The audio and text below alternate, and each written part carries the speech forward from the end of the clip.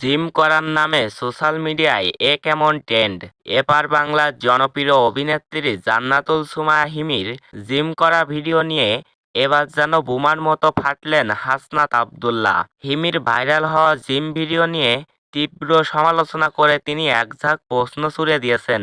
সম্প্রতি সামাজিক যোগাযোগ মাধ্যমে নিজের শরীরচর্চার কিছু ক্লিপস আপলোড করেন ছোট পর্দার জনপ্রিয় অভিনেত্রী হিমি। কিন্তু সেই ভিডিওর কন্টেন্ট ও ক্যামেরার দৃষ্টি কটু অঙ্গে দেখে নেটিজেনদের একাংশ রীতিমতো ক্ষেপে ফেটে পড়ে।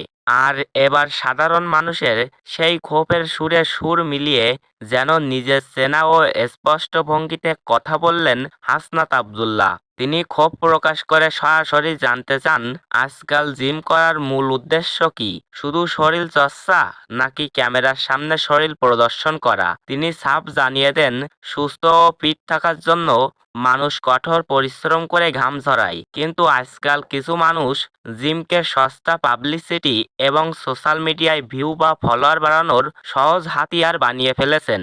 তার মতে সেখানে জিমের আসল উদ্দেশ্য সুস্থতা।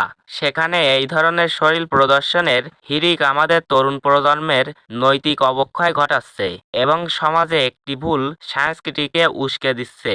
হাসনাত আব্দুল্লাহর এমন চাঁচাছোলা ও কড়া মন্তব্য নিয়ে ইতিমধ্যে তোলপাড় শুরু হয়ে গেছে পুরো সোশ্যাল মিডিয়ায়। নেটিজেনদের মাঝে চলছে তুমুল তর্ক বিতর্ক।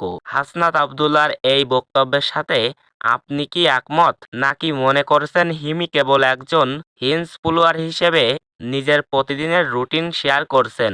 আপনার মতামত আমাদের কমেন্ট বক্সে জানাতে ভুলবেন না। নিত্য নতুন সব আপডেট নিউজ পেতে আমাদের চ্যানেলটি সাবস্ক্রাইব করবেন। ধন্যবাদ।